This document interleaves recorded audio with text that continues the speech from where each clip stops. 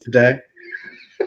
Don't stick up for it. I thought about it whenever I took it, but I don't know. Did you clear this with Tom? Was this approved by HR?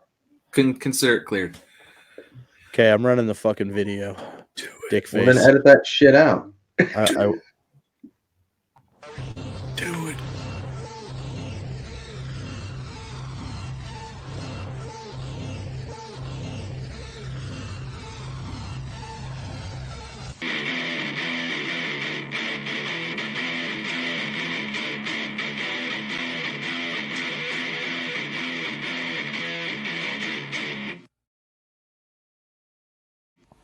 Welcome to the One Fall WrestleCast.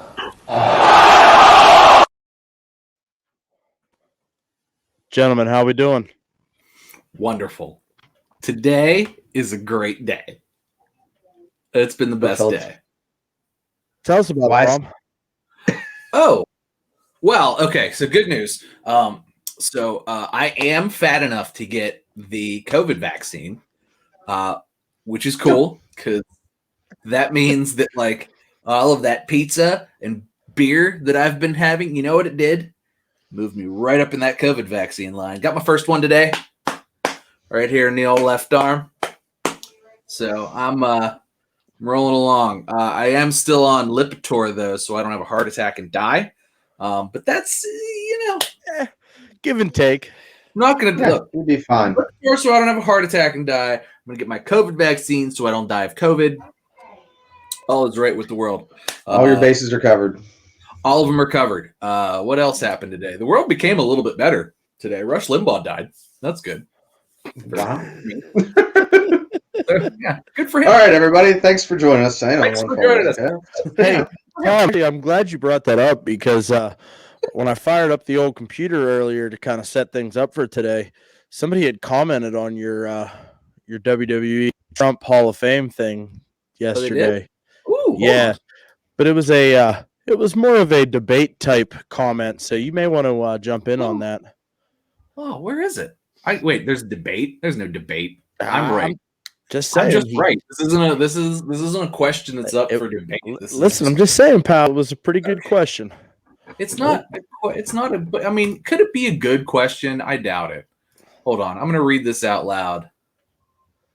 Oh, okay. Prepared. Huh? Maybe you should get him impeached guilty first. Is that? I don't know if that's a real sentence, but okay. Let's touch on that since somebody said, huh? First of all, the WWE Hall of Fame has absolutely nothing to do with impeachment. Nothing at all. Now, were there several spineless, coward Republicans who were very unwilling to do the right thing and impeach him, which would have set a precedent to say, hey, when you're president, you can't just go be an asshole for 4 years, and then when you lose, be a crybaby and send all your supporters to go and kill the vice president. You can't do that. And don't tell me that that's not what happened. They set up a guillotine outside. There was a noose. There were gallows. That's what they wanted to do. That's what they wanted to do. And he was just like, go. And then he called Kevin McCarthy. And Kevin McCarthy was like, you got to call these people off. And he's like, well, maybe they care more about the election than you do. And Kevin McCarthy was like, who the fuck are you think you're talking to? But still, for whatever reason, these people didn't vote to impeach. Probably because they're cowards. They really want the Trumpers to vote for him next time. But all y'all can go drown yourselves in a lake. So you, Mr. Get him impeached guilty first, go drown yourself in a lake. And anybody who stormed the Capitol, I hope you're also drowning yourself in a lake. And I hope it's a lake that we dump actual shit into. So there we go. Hey, all I'm saying is, unless you subscribe. If you subscribe, then subscribe first, and then go drown yourself, please. I mean, we'll take just these followers. It's fine. Yeah, what he said. Hey, but for real though, I heard Mantar got transferred because he needed to be in a prison that would offer him a organic diet. Well, he thought that the government was putting stuff in his food, and he couldn't be a Mantar any longer. He's going to turn it back into a real boy. Mantar. So, Pat, how you doing, bud? Me? Yeah, Pat. I like how you asked him as he was drinking water. It's Pat. Doing well. Doing well. It's been a good day. Not as I guess it's a good day. I don't know. Nothing really happened. I've got nothing. I saw one tweet today, which made me kind of piqued my interest with Zelina Vega possibly coming back. She has tweeted the exact same thing that Kenta tweeted the night that he premiered on AEW. Actually, Kenta's tweet said, "Today is going to be the greatest day," is what Kenta said. So great day, greatest day. I mean, it's going to be a close. day. Listen, I hope for Zelina Vega's, that she finds a home, because absolutely she's coming to the end of her contract. Well, not her contract, but her no compete clause, and she did nothing wrong as far as I'm concerned. And AEW would definitely allow her to continue her Twitch channel and any sort of third party stuff that she'd want to do. So I don't see any relationship issues going on there, unless she's going to Impact, which would be craziness. But she could definitely inject some life into their women's division at the AEW. And I know that's something you guys have brought up before. So AEW just needs to buy Impact, literally buy the whole thing. Call whatever the Tuesday night show is AEW Impact, and take their already existing platform of their streaming service and all that backlog of stuff with Samoa Joe and AJ Styles and Kurt Angle and Sting and who else is in everybody. Literally every wrestler ever is in some sort of backlog of Impact shows. And just take all that and do it a la WWE Network, which is what they already do, but then do the AEW stuff and just run the AEW pay-per-views and do AEW and Impact pay-per-views. Do it like WWE does. And actually offer your pay-per-views Impact whenever you have us sign up for a subscription. That would be nice. If you would really include that in there, because I'm kind of still a little salty about the $8 they got from my account. When you didn't get a pay-per-view. I mean, I tuned in Saturday night and was like, "Oh, so." I texted Walt and was like, do we not get to watch it?" No, I don't think so. So how do you watch it? Did you ever figure that out? No, you got to pay $50 or $30 or whatever they're charging for that nonsense. You got to pull it, so you can't even watch it on the app. You got to pull it up on You probably have to call the local cable company and have them come and install that special box from back in the 90s that we used to get. Because up here it's usually just you got to go to they have a pay-per-view channel and it's here's the pay-per-view. It's pay $59.99 to watch this UFC pay-per-view. And I'm ouch, yeah. Why? And then it's real short, and I'm God, I'm an idiot. Why do I keep doing this? I haven't done it in a while though, so it's good. Hey, so kind of to rewind there, Derek, you touched on something that was in the news this week, and with Zelina Vega and the third party thing. WWE says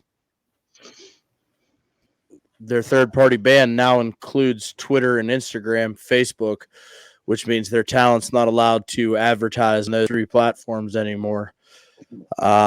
So they're coming down pretty good on this third-party thing. Now, I'm just curious, fellas, because I haven't followed too heavily. What about things that are truly established, like, for instance, up, down, down? With Austin Creed, are we still allowed to do that? He's still allowed to, as far as I know. Actually, he mentioned it on Raw on Monday. Oh, so he's got a little side action with Vince, it sounds like. I think that's the I don't know. I think he's got trademark rights to the name Austin Creed too. I don't think Vince owns that. And so I don't really know, but I think that's there's something different with that. Also, he's now going to be a host on G4 TV, so they want that sort of relationship to continue to. Basically, it's well, you can only do this if it's good for us, and because that's good for them, it's fine. Sure, but it's getting the name out there. It's not. So I honestly didn't even realize that was still a channel. I will have to search through my guide. down. No, G4 TV. Is that? It's new. It's coming back. Is that right? Yeah. I remember it used to be Tech TV. That was good stuff. Actually, the New Day actually wear the G4 logo on their tights. I don't know if anybody's noticed that.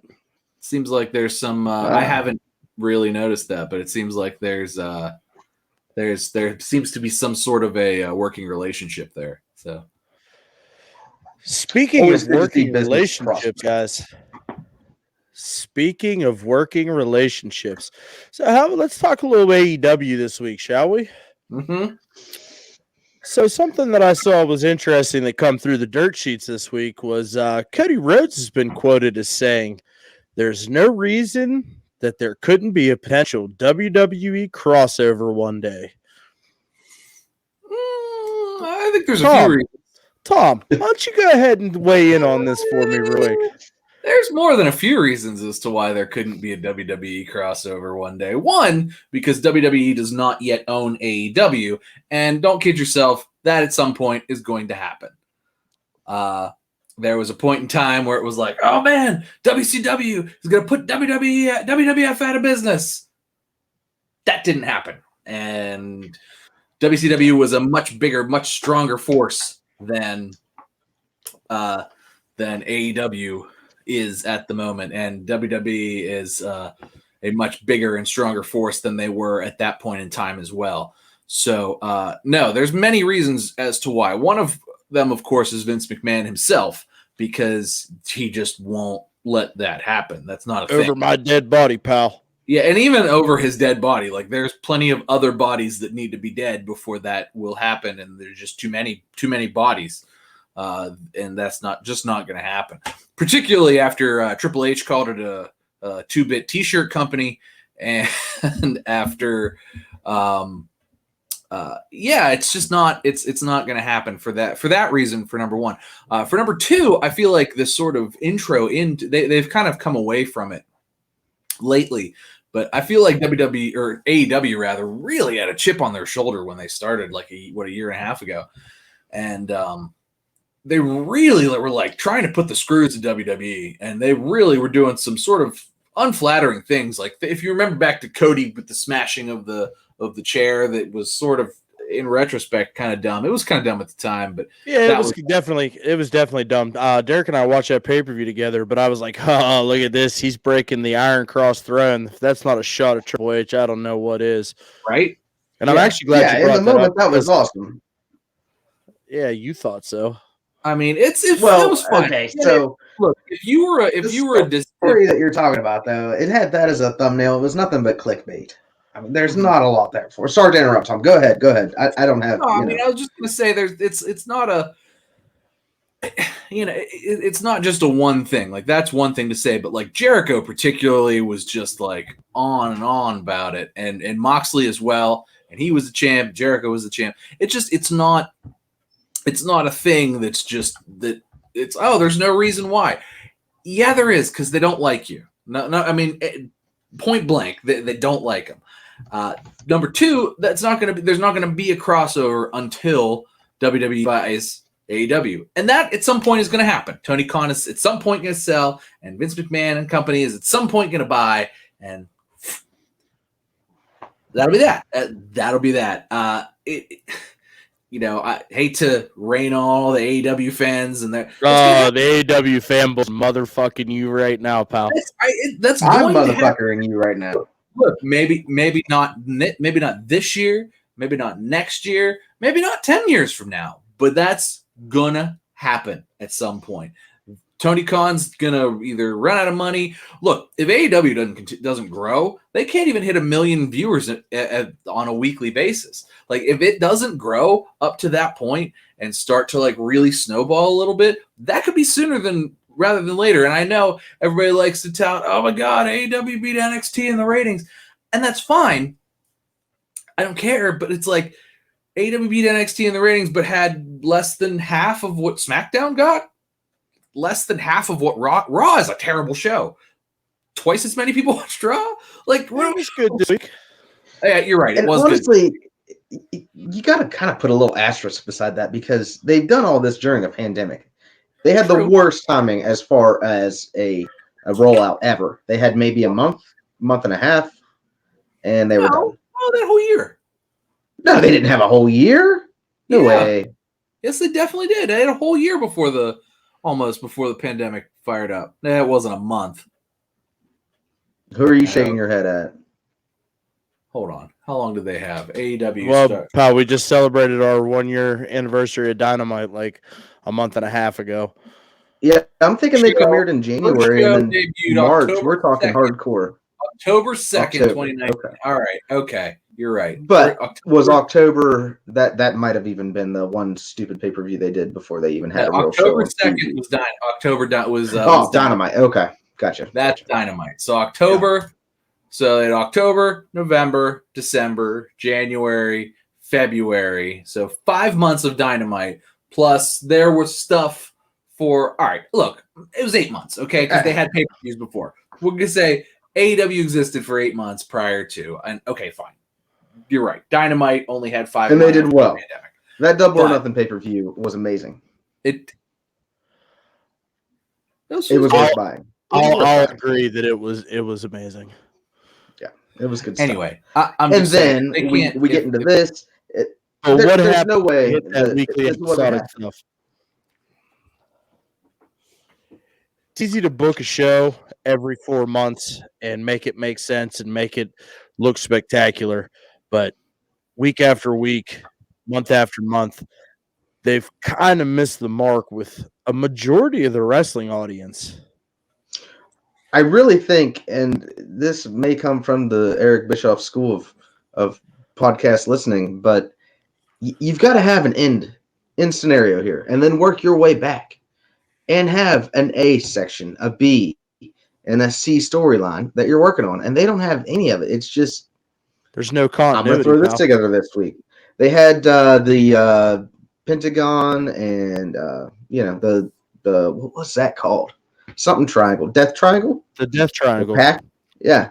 And now all of a sudden that's just gone. There's Eddie Kingston's in there instead. I don't know what's going on. Why is Ray Phoenix here and not his brother? And this is the Tell me, Walter. This is the thing that we're running into, though, pal, is because they're trying to cross promote with New Japan and AAA and Impact and all of these different promoters have to make sure that their product doesn't look soft. You got to think about the business piece of it too, right? So let me just throw a monkey wrench in this. So Cody comes out and he says this, right? Tony Khan comes out and he doubles down on it. Hey, WWE is more than welcome at AEW. So that right there, just the choice of words is like, nah, man. Right there, pal. If Vince has no control over what's going to happen, there's no way he'd ever agree to it. Even if he had thought of control, if he's not literally the one controlling the production of it, it's never going to happen. He would never send one of his stars over there. And at the same point in time, okay, I like the fact that like AEW, and this is where a lot of people kind of muddy the waters, is because AEW is not afraid to acknowledge the other promotions. As to where WWE refuses to admit that other promotions exist in the world. Okay. Is willing to admit that they're there, but I don't necessarily like that they're willing to work with every Tom, Dick, and Harry that knocks on their door and says, hey, I'm going to give you Kenta. Hey, I'm going to give you the Good Brothers. Hey, I'm going to give you Jacob Fatu. Because these are all names that are being thrown around. MLW's getting thrown in the mix because if you know your stuff, MJF actually still works at MLW. Don't they only have about 7 people on their roster left now? I don't know how much longer they left. Who aren't contracted to other people, yeah. But I don't have a problem with the cross promotion stuff. I just think that we're getting into a point in time where it's already starting to show that it's not going to work, and there's a reason why it hasn't been the model for all of these years. You know, and one of the things in the article, Derek, that I sent you that you thought was a meme said it was a good article. It was a good article. They had brought up I live a fast-paced lifetime. I don't have time for a 5-minute read. They had brought up the old NWA in the 1970s with Vince Sr. running the WWF and how they used to trade talent. What the hell is his name? Eddie. The old school president of NWA. I don't know. I'm drawing a blank. Anyways, they had a good working relationship, and they would trade talent, most namely Andre the Giant, right? Because he was a spectacle. Like, exactly. The Good Brothers are not a spectacle. But I think that there's a lot of potential there. So just imagine it, guys. Okay, take a seat and just go on the fantastic voyage and imagine if WWE would throw their hat into this global promotion that AEW is trying to put together. A chance for all this underutilized talent to go and explore and work on their character and work on their in-ring and then come back to WWE and be incredible. Imagine somebody like Kenny Omega going to WWE and working with Drew McIntyre. Imagine somebody like Kenta from New Japan going to WWE and working with WWE. He was a jobber on 205 Live. He was what? Was he Kota Ibushi? That's neither here nor there. All right, hold on. Yeah, it was Kota Ibushi. Or was it? Hold on. No, Kota Ibushi's like national treasure for New Japan, pal. But I'm just saying. Kota Ibushi was in NXT. Right. He was in the tournament, and they wanted to sign him, but that never happened because he was smart and went to New Japan and has become a superstar over there. Way more than WWE would have ever even thought to push him. So you got to kind of bring it around full circle, and you got to look at it from that perspective.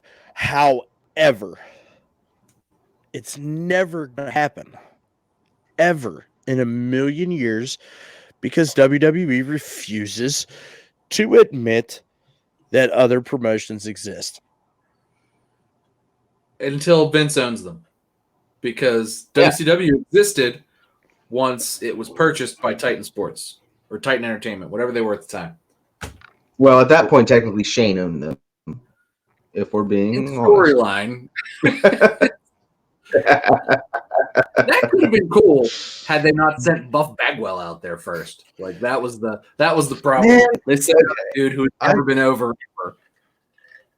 I just recently finished up reading the Rise and Fall of Nitro book, and they make it come across as Buff Bagwell was just mad over. And me being a young Derek watching Nitros, I don't particularly remember that, but well, you don't remember Judy Bagwell on a pole? For that was also not over. Yeah, right. They're memorable moments, but I'm not sure if they would be considered over moments. But in the book, I mean, this is the history they've written for themselves. That Buff was the stuff, literally. Apparently, I don't have fond memories of any Buff Bagwell matches. What's your favorite Buff Bagwell match? Would not be a question that's ever asked in a public setting. I couldn't think of one. No. I don't even remember what his finishing move was. The blockbuster. Oh yeah, that was his right. Wow. That was his finishing move. The fucking number one fan over here. We found him. Good job. Good job. You pulled that right out. Although everybody used the blockbuster as a transition move at the time. For some reason, when Buff Bagwell did it, people sometimes laid down for 3. Generally, they didn't. But sometimes, 2.5. He got kicked out of 2.5. Oh my God, Buff Bagwell can't believe it. Like, what do you mean Buff Bagwell can't believe it? Everybody kicks out of this at 2.5. He's about to lose because he's a jobber. Anyway. And I'm not going to disagree that Cody says that there's potential for a crossover. But at the same point in time, knowing the current state of the business, it's never going to happen. I mean, it could be a cool, like, one-night stand pay-per-view type of deal. Well, I mean, they're getting ready to do that now. They got a Battle of the Belts thing coming up, and it's going to be all those shiny titles that you were bitching about last week.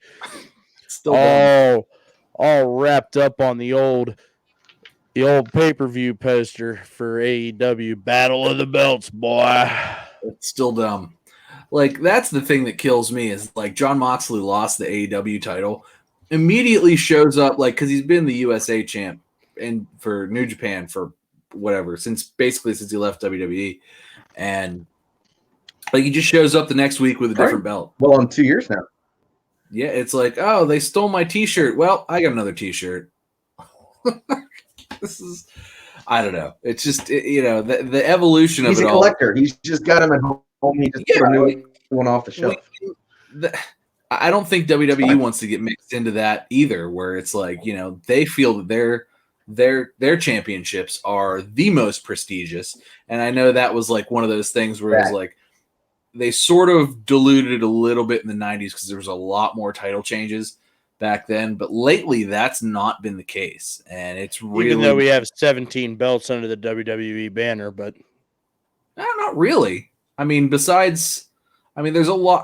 if you just count men and women, I guess there's kind of a lot. And there's like an intermediate belt for each show, which I guess those have really sort of lost their luster a lot more than they used to.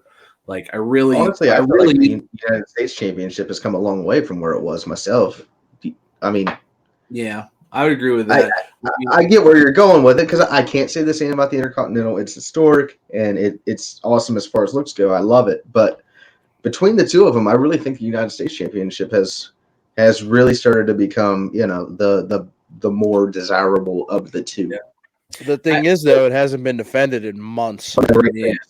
That's the other part. Bobby Lashley's holding it. Yeah, he's just holding it. And he's not actually. He's showing up in a suit, and Hurt Lock, and not. Yeah, he's looking good. Although I did hear that Riddle put one on his ribs this week, that may or may not have done some legitimate damage. Maybe he deserved it. I don't know. Probably. Hopefully he gets one of those. I'd like to see that.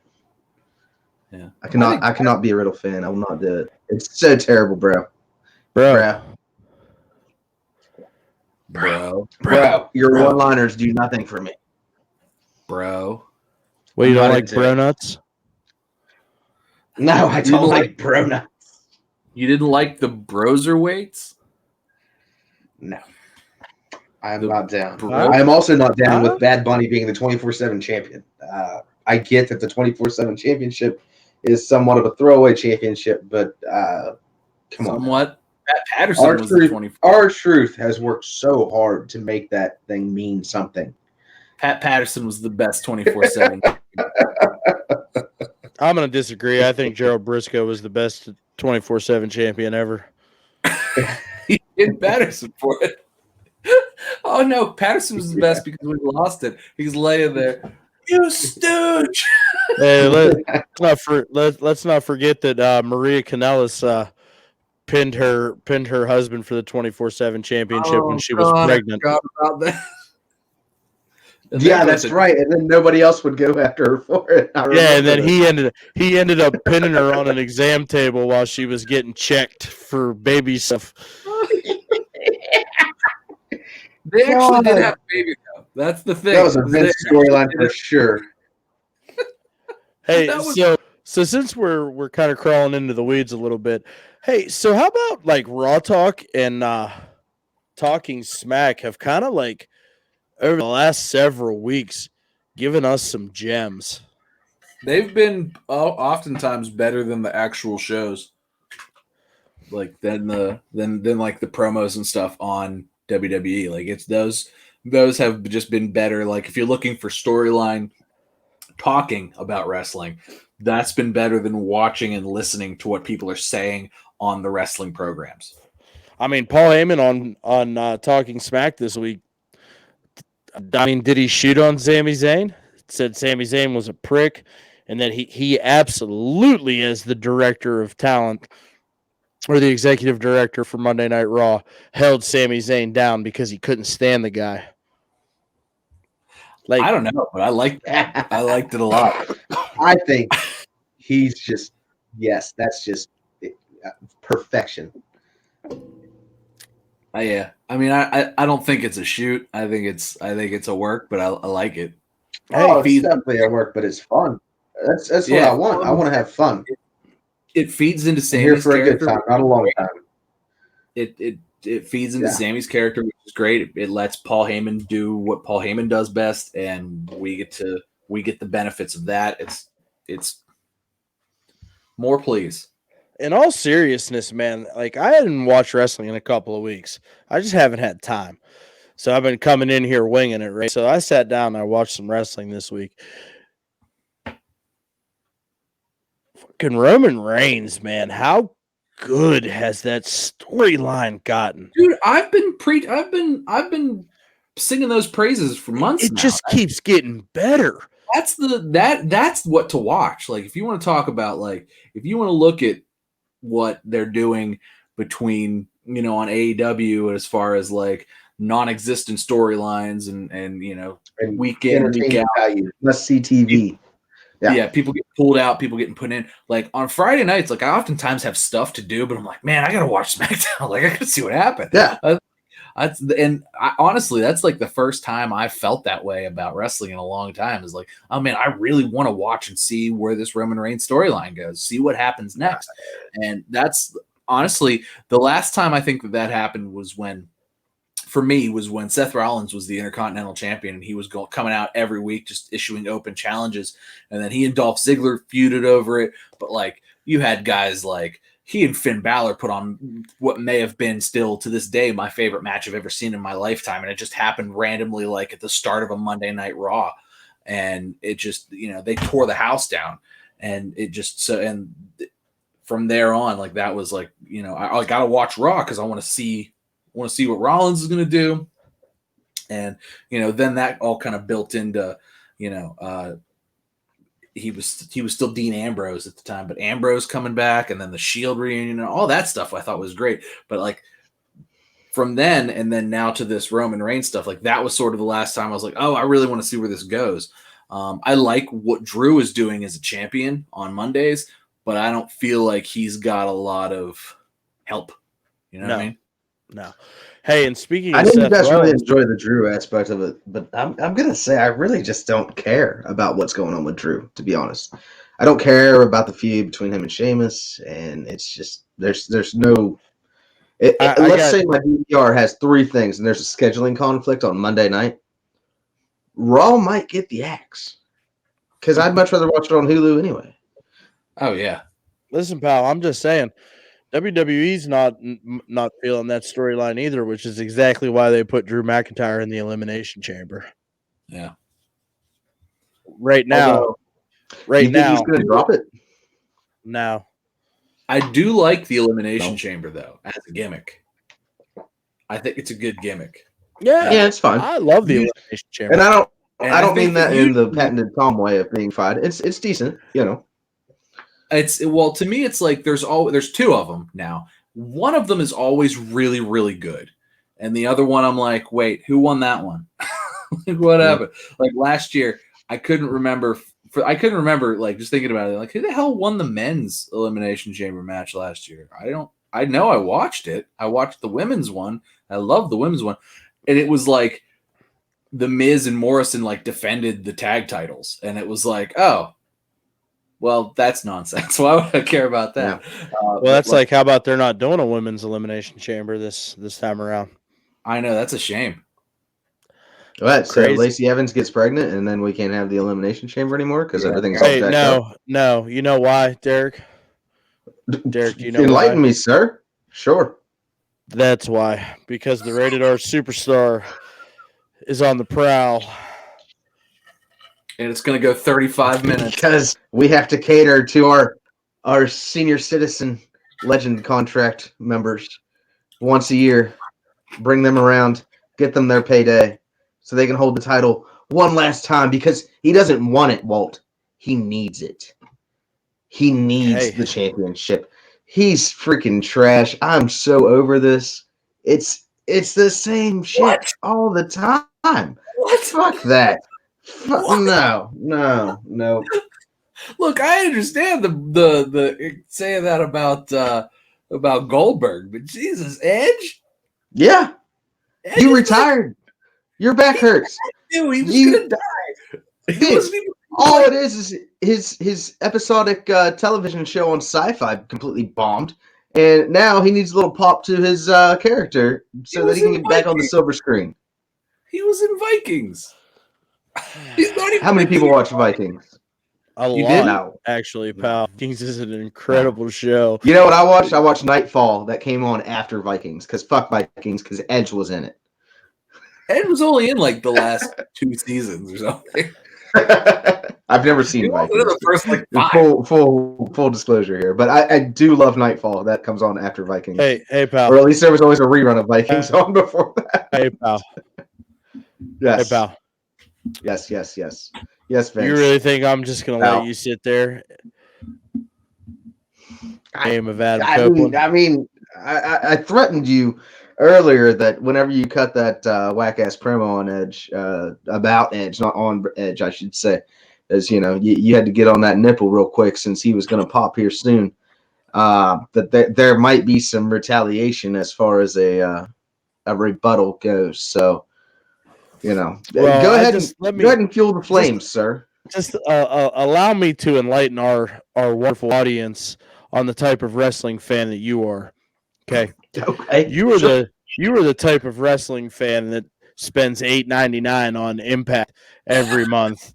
And you are the type of wrestling fan that sits down and tunes in like religiously to the shittiest wrestling program on television right now. The old AEW Dynamite. And you're the type of wrestling fan that wouldn't understand a goddamn good story if it punched you right in your stupid fucking face. Well, I mean, if it hit him in the face, how would he understand it? Because it'd be I'm a face. It's not how you understand story. Yeah, I mean, I wouldn't be able to see it because, yeah. Well, you can't see it now, so. Edge can take his gray ass old hair and get out of here. No. So what's the next thing we're talking about? So the next thing that we're talking about is Evolve Wrestling. You like that transition, right? Yeah, that was great. That's great to just get away from me just bashing on Derek for 30 minutes, Tom. Way to keep it moving, pal. I'm pretty sure. Yeah. That's. Yeah. Why don't you shut up, Pat? I gotta lube the wheels a little bit. All right, let's. So Evolve Wrestling, obviously has been earlier in 2020. They're finally going to do something with that brand, and they're going to slap the NXT logo on top of it. Apparently, they've already started filming, and apparently, they already have championship titles in place. Oh God, and, more? Yes, and it's rumored to have more of a fight style presentation, and it will be unlike anything that is currently airing under WWE production. So what you're telling me is Shane McMahon got some funding for Raw Underground and renamed it NXT Evolve. That's where we are right now. That's what I thought too. That's in my head. Yep. I'm good. Basically, WWE bought a name, and now they're going to capitalize on it, or at least attempt to. And unfortunately, they're going to spoil that name. At least I would assume. So, real quick here, since we're talking about, let's say, extracurricular WWE brands, do either of you guys actually watch 205 Live, or have you recently? Did you realize they're still? I'm sure you realize they're still making them. I have watched it because I like once or twice lately. Because because the Dusty Cup was on there. Right, yeah. Yeah, when it first came out and they were having the initial tournament, I was all about it. This is cool. I'm good. And then it's just turned into shit. Because Dusty Cup was on there and I watched some of it. I would just watch those matches. But I was like, I can't believe this is still a thing. Because I was like, oh man, I want to watch Dusty Cup. And I'm like, oh, okay. Oh, I'm like, what? It's on 205 Live. 205 Live still exists? And there it was. I was like, holy cow, yeah. It was. And I watched the Dusty Cup stuff, and I don't even know who the Cruiserweight champion is. So Santos Escobar. That's I'm pretty sure he's back here. Escobar. Has he defended it? Not on NXT. Actually, he's getting ready to jump into a storyline with Karrion Kross, which is going to be interesting because apparently they had a crazy feud when they were both in AAA, and it was supposed to be one of the greatest wrestling angles of all time. So Triple H might looking to capitalize on that. That'd be good. I'm good with that. I don't see Karrion Kross losing that feud though. So no, hopefully Mr. Santos Escobar is ready to give up that title. Well, I mean, Karrion Kross is a little bit more than 205 pounds. Yeah, Karrion Kross is not a cruiserweight, pal. Well, I guess that's true. Maybe Scarlett's going to go in there for the pin. I'd put him at least 280 or so. Yeah, I was going to say he's probably tipping 3. So there you go. Hey, so since we're talking about NXT, this Evolve new developmental territory. Well, at first I thought that might have been what it was going to be, and that would have been really good because they can't really develop anybody on NXT anymore because they've had to just kind of keep and maintain and bring back top guys to do top guy things because they need top guys to be top guys and put out top guy matches. It's not a niche wholesale university show any longer. Yeah, I mean, it shuffled a little bit of like obviously Riddle and Keith Lee and Mia Yim and a few others have made their way up to Raw and SmackDown, but as far as like the main players, I feel like it's been a lot of the same guys now for kind of a really long time, longer than it has been over the history of the brand, and I don't feel like we're seeing a lot of new faces come in very often. I mean, particularly like Takeover, and I know we'll get to that here in a minute, but that we didn't. Like everybody that was on Takeover was like pretty much long established stars for the most part. Like it wasn't, except for the end of the Dusty Cup, it was all pretty much super established stars, and even those guys were still like over, like clearly like main NXT guys. So I don't know. Hey, did you guys have a good Valentine's Day? It was fine. What did I do on Valentine's? Oh yeah, I got Permane Brothers. Yeah, it was great. Nice. Derek, what about you, bud? Did you have a good Valentine's Day? It was. You know what? My wife doesn't listen to this. It was fine. Well, my wife doesn't listen to it either, but she hears every single word I say every single week. My Valentine's Day was phenomenal, by the way.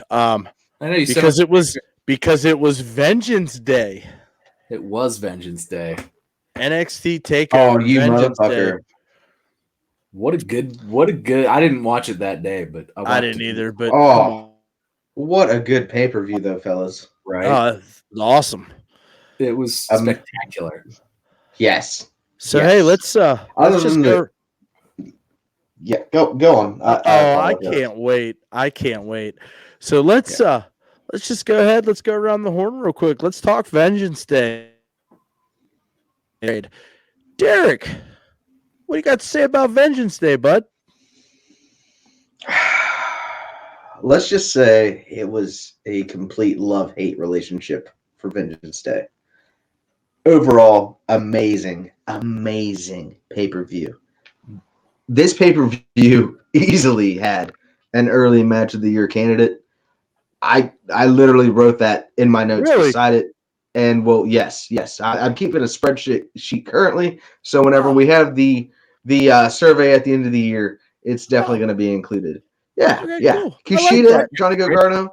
Can I review that spreadsheet before you yeah. talk? Oh yeah. For sure. Yeah. No, if you boys disagree with this. What'd you say? Go ahead. Kushida, Johnny Gargano.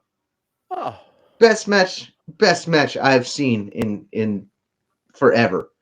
It's phenomenal. It was amazing. Go on. What do you have to say? No.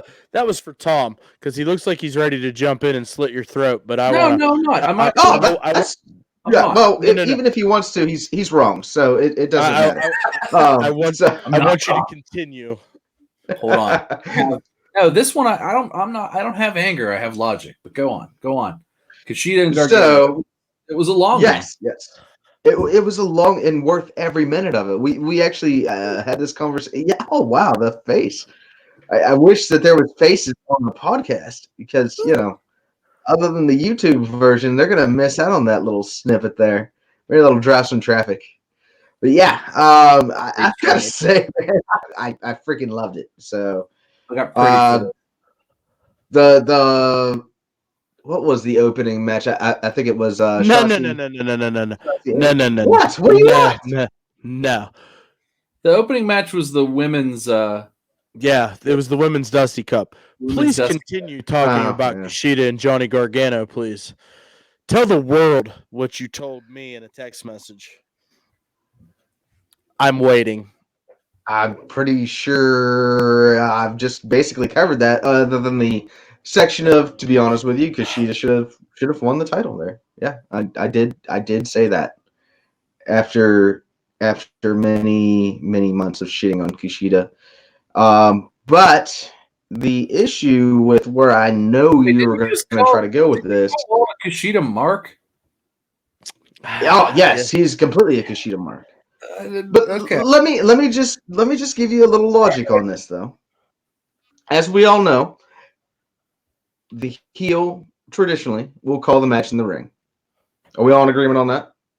Yes. It depends on who the heel is, but yeah. Fucking Johnny Gargano walked Kushida through the match of his life. That's exactly what happened. Yeah, I mean, yeah. Yes. Here. So, for all the shit that Walt wants to say, that you talk shit on him for like the last year. Yeah, well, he got led through that one.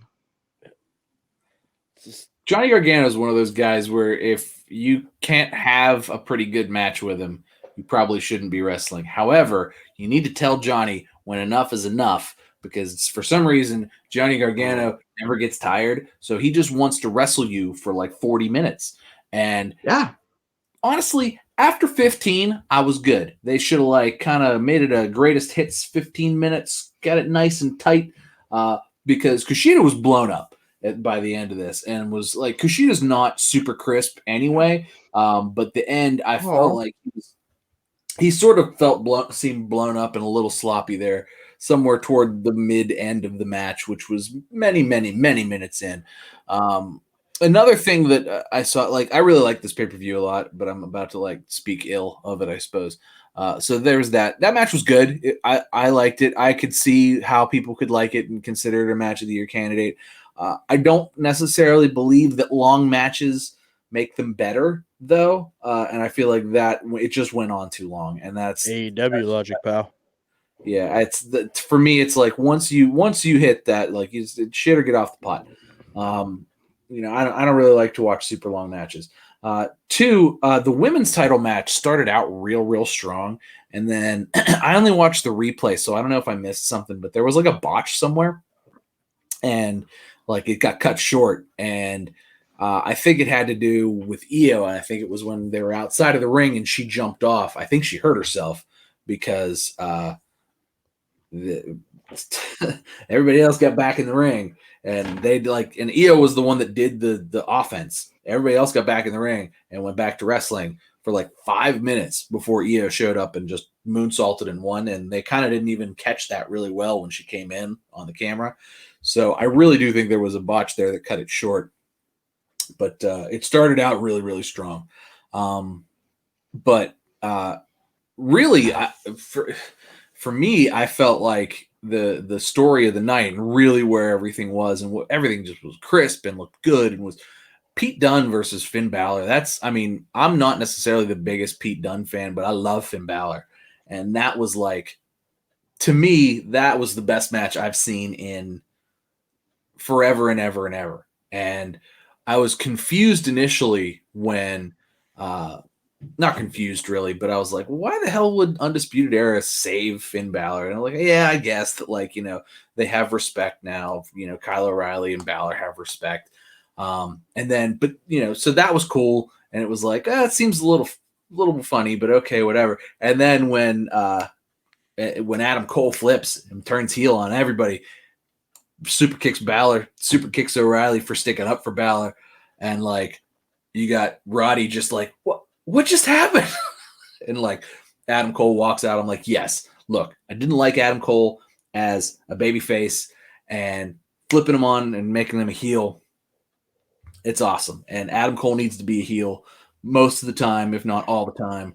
And that to me was just like great match, punctuated by great heel turn. And even though no titles changed hands, A heel turn for Adam Cole back to where I want him to be as a heel is I'll take that, especially after a really good match that he wasn't even involved in, although I wish that Undisputed Era had been involved in it, and I wish that maybe it was like a triple threat or something, and like Adam Cole would have turned heel after that or something, but whatever. Either way, can't complain. That's my match of the week, by the way, but yeah, that's how I'm not a big fan on Pete Dunne's small joint manipulation gimmick. Like, I feel like if he just like beat the shit out of people, it'd be so much more fun. I think it's fine on TV, but I can't imagine how that would get over in an arena. Like, it just doesn't seem like Bruce Dickinson from Iron Maiden would always say, you know, when you're on a stage, you need to make big gestures, because if you're not making big gestures, that guy way back there can't see what you're doing. And I feel like that's what's going on with that small joint manipulation, particularly.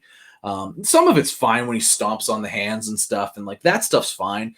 But the little twists and the turns and the I have your hands and I'm going to do this and that, I'm not. I would agree. It's grown on me a little bit, I think, but it's not. I agree. It's not my favorite thing. I like the way Shayna Baszler does it better because it's bigger and more open. Where Pete Dunne is, it seems to be very surgically small, and I don't think that would translate to a live show like being in the arena very well. Well, hopefully one day we'll get to experience that ourselves. Nice. For me, biggest takeaway from Vengeance Day was MSK getting over. Looks like they're going to get the hype train just chugging all along right behind them. I think that the Young Grizzled Veterans is a solid tag team. The match was okay. It wasn't the greatest thing ever. Clash. Yeah, I enjoyed it. Derek, what was your letter grade for Vengeance Day Takeover? Should we go with personal feelings here on how we were not happy about the Adam Cole turn, or are we saying just straight up technicality here? Straight up, just give me a letter grade, pal. Fuck you. I'll go with I'm gonna give them B+. Okay, that's fair. I would give them in the A range if I was overall happy on a personal level with what I wanted to see storyline wise. So I'm going to withhold the A grade, but I'll definitely give them a B+. Tom, what about you, bud? Man, so I'm also going to give him a B+, but not for the same reason that Derek did, because Derek didn't like the Adam Cole turn, but I did like the Adam Cole turn a lot. I thought that I really want to know what happened with the, like, I want to read an article. I should have looked today, but I was busy. Do you want me to call Dave after we get off this? You should. Friend of the show, Dave Meltzer. Yeah, only because Pee-wee likes to blow coke off his ass. Ew. At least do the dick dingers, not the anyway. I mean, we had so the women. I want to know what happened there. Grizzled Young Veterans versus MSK, I thought was good. I did appreciate that the Grizzled Young Veterans did follow tag team rules, where somebody holds the rope, they make the real tags. The initial, okay, so maybe tell me if I'm wrong. The women's tag match, which I thought was really good, had some really stupid ref stuff in it. There was like and it had some timing issues too. Well, it did, but I feel like there were some really stupid referee moments where like the referee didn't see the tag, and then there was. Yeah. Ember Moon, and then Ember Moon argues, and then Dakota comes back and is able to get the tag in. Yeah. Right? Make the tag. Yeah. It's like now he's looking at you instead of just yelling. And so like there was a lot of that. And there was like another spot in there too that just didn't make sense. And it was more the referee rather than the match itself. I think it was good. I think it was a good match. I liked the way it ended. I liked where it went the whole way through. Yeah. I thought it was fun. But that was just And then Grizzly Young Vets versus MSK I thought was good. Didn't have any complaints about it. The whole end of the pay-per-view I thought was really good. Yeah, Johnny versus, luckily I didn't watch it live, so Johnny versus Kushida was good because I could fast forward. And so I fast forwarded a lot, and there was lots of good. I just fast forwarded through the dull parts, and it was really good. And then we get to Adam Cole, or no, we get to Balor versus Pete Dunne, which was a great build up too. By the way, I like that a lot. It was a good story. I like bad guy Pete Dunne. I like tweener Finn Balor, who just is a dangerous man. Clearly, he is. He beat him. And then I like that they put, to me, in my opinion, it seems to me like they put the Undisputed Era, at least, and those members back on the right trajectory, because Kyle O'Reilly and Roderick Strong are getting over as baby faces. I don't think Adam Cole's a good baby face. I don't think he's going to ever be a good baby face. So it makes total sense to turn him heel. And, Kyle O'Reilly shows respect to Finn Balor. Adam Cole doesn't like that, kicks his head off after kicking Finn Balor in the head. And it's just like, you know what? I like that a lot, because they kind of saved the day, but then they did something that pissed Adam Cole off. And you know what? Here's a kick for your troubles for that. And sure. That's something Shawn Michaels would have done. And I feel like that's what we could get with Adam Cole. And I hope that's where it goes. So yeah, I give it a B+, only because it started out a little slower, but then it really ramped up, and I thought went awesome. I'm gonna go ahead and follow suit, guys. I think it was a B+ show as well. I liked the opener. I didn't care for some of the gimmicks in the opener. Like I said, I really liked the MSK versus Young Grizzled Veterans. Could have been better. Should have been better. The Kushida and Johnny match was good. Match was good. I don't think that Mercedes Martinez had any business being in that match. But it is what it is. We're going to get Io and Tony at some point. And then obviously the main event and the Adam Cole turn. I'm interested to see what we're going to do with Undisputed Era here moving forward. That kind of hurts. I'm a big UE guy. But if this is where we're at right now, and maybe Adam Cole gets a chance to go to either a Raw or a SmackDown, then I guess this is where we're at. So B+, I'll agree. So the WrestleCast grades Takeover is a B+. B+. All right. Well, let's just go ahead and close this out. Match of the week, Tom. Oh, it was Balor versus. Balor versus Pete Dunne. That's the best match I've seen. That's the best match I've seen this year. It's fair. It's a good match. Derek, what about you, bud? It's definitely Kushida, Gargano. To anybody that's been listening, they would actually fucking know that. But apparently, you've been absent for the last 15 minutes. So no, man. I mean, what were you thinking? No, we have a segment that we do to close out the show every week. Okay, you got to do the gimmick. Respect the gimmick. So yeah, you don't fuck tradition. Here you go, guys. Are you ready for my match of the week? Oh, we are so ready. I can't believe. Let me get my microphone adjusted. I can't believe I'm about to say this. Match of the week comes from Friday night on SmackDown. Okay. Otis and Chad Gable versus the Street Profits. That actually was pretty good.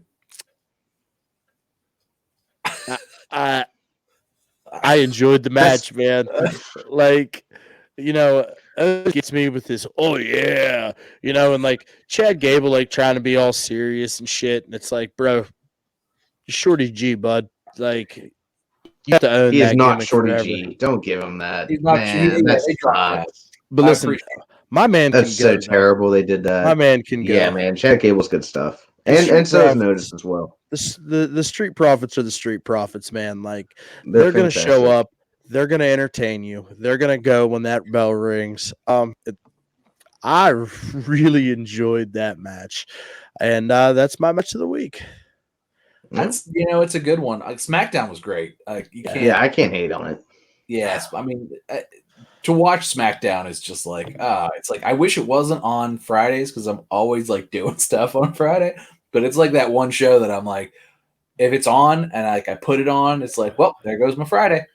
You have like a COVID book club or something? What are you doing on Fridays during the pandemic? Like watching movies and like stuff, and like maybe we're having drinks, and maybe we're being a family, man. How about heel Derek this week? Yeah, heel Derek. What do you do on Friday? I hang out with my family on Friday, Derek. That's what I do. Watch Disney movies. Powder pal. That's what it is. I got too much HGH going on.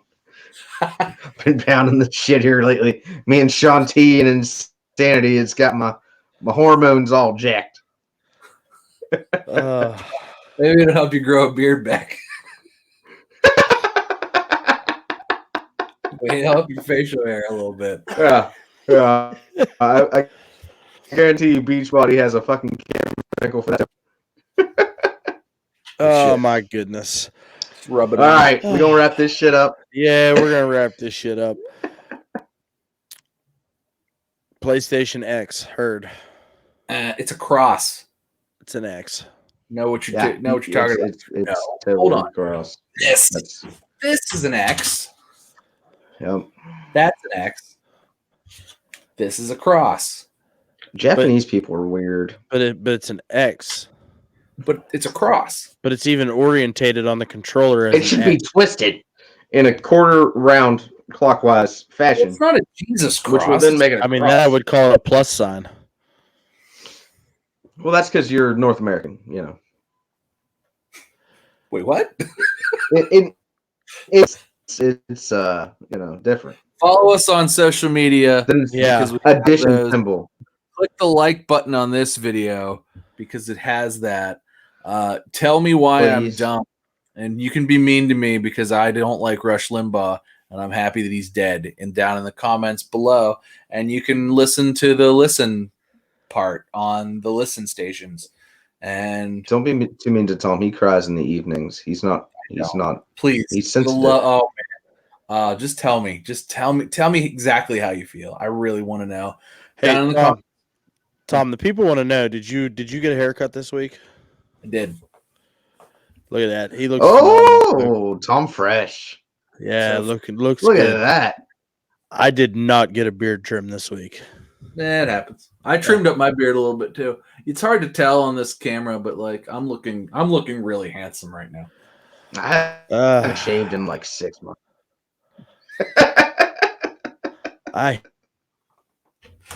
Social media, like Tom said, at @1_fall_WC. That's ONE on both Twitter and Instagram. Give us a like, give us a subscribe, throw Tom some comments. He loves it, as he's told you week in and week out. Hey, folks, we appreciate your support. We're going to keep doing what we're doing. Until next time, it's all love.